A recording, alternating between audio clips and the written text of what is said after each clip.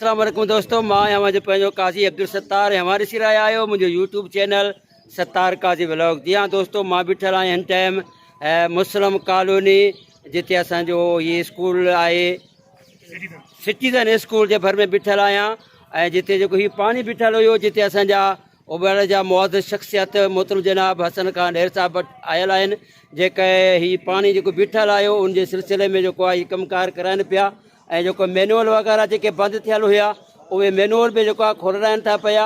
Season school जे भर में जेको बीठल पाणी आहे उहो पाणी अॼु खां न तक़रीबन कई महीननि खां कई सालनि खां वठी पाणी बीठल आहे ऐं उहो पाणी छो बीठल आहे इन जी कहिड़ी वजूहात आहे छाजे लाइ बीठो आहे।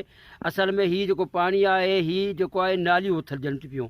हे गंदो पाणी आहे जेको गंदो पाणी स्कूल जी भर में अची बीहे थो जिन करे स्कूल जी बिल्डिंग खे तमामु घणो नुक़सानु पहुचे थो पियो जंहिंजे करे स्कूल जे इंतिज़ामिया जेका आहे ऐं उहे जेके पंहिंजे शहर वासी जेके पाड़े वारा आहिनि जेके शहर वारा आहिनि वार्ड नंबर 2 ऐं 1 वारा जेके आहिनि उहे जाम हसन खान वटि पहुता वञी ऐं जाम हसन खान पाण उतां अची पूरे अमले सां ऐं जेके मुंहिंजा मेंबर आहिनि मोहतरम जनाब हाजी अब्दुल रहमान ऐं ज़ाहिद हुसैन दायो बाबू मलिक उर्फ़ गुलाब इहे सभु साण करे अची पहुतो ऐं हीअ जेको बंदि पयल जेके कई सालनि खां वठी जेके बंदि पयल मैनुअल हुया उहे अची पाण अची करे उहे मैनुअल खोलाए उनजी खोटाई कराई ऐं उन्हनि खे क्लियर करायो ऐं पाणी जेको आहे बाक़ाइदा उनजो निकाल जारी रखियो।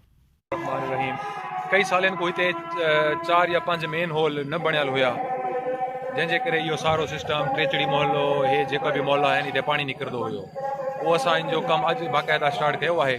हफ़्ते ताईं 4 या 5 मेन होल जेका बि आहिनि उहे असां ठाहे वठंदासीं। उनखां बाद जेको बि हिन मोहल्ले जो पाणी जो निकाल आहे उहो इन में वेंदो। इन खां बाद जेको आहे पंहिंजो मलिक कॉलोनी जे खूह में वेंदो। इंशाल्लाह जेकी बि शिकायत आहे उम्मीद आहे हफ़्ते 10 ॾींहंनि खां बाद ख़तमु थी। ये तो पानी जो मसलो मुस्लिम कॉलोनी में असांजी पूरी टीम पहुती आहे।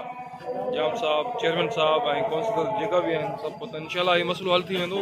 शहरनि जी शिकायत हुई त बाबा त पाणी निकिरे थो इन हवाले सां सभु दोस्त आया आहियूं। इंशाल्लाह इहो मसलो शाम ते हल थी वेंदो। बिस्मिल्लाहिर्रहमानिर्रहीम। हिन वक़्तु असां वार्ड नंबर 3 में मौजूदु आहियूं जिते काफ़ी ॾींहंनि खां पाणी जो इहो दरीना मसलो हुयो। इंशाल्लाह चेयरमैन साहब जे हुकुम सां इंशाल्लाह विदिन वीक ताईं इंशाल्लाह हीउ जेको मसलो आहे बिल्कुलु सॉल्व थी वेंदो हल थी वेंदो। अस्सलाम वालेकुम दोस्तों, हे मुंहिंजो वार्ड आहे जेको मुस्लिम कॉलोनी में अचे पियो वार्ड नंबर 4 में। हिते हिकु वॾो मसइलो हुयो जेको तालीसोरा सिटीज़न स्कूल आहे उन्हनि जा घरनि विच में पाणी जो निकाल कोन हुयो। उन सिस्टम लाइ चेयरमैन साहब खे रिक्वेस्ट कई थिए। चेयरमैन साहब जी महिरबानी आहे उन अची करे हिते जेको आहे कमु स्टार्ट करायो आहे। हितां जो जेको पाणी जो जेको अहम मसइलो हुयो उन मसइले खे हल करण लाइ असीं सभु बीठा आहियूं काउंसलर बि ऐं चेयरमैन साहब बि।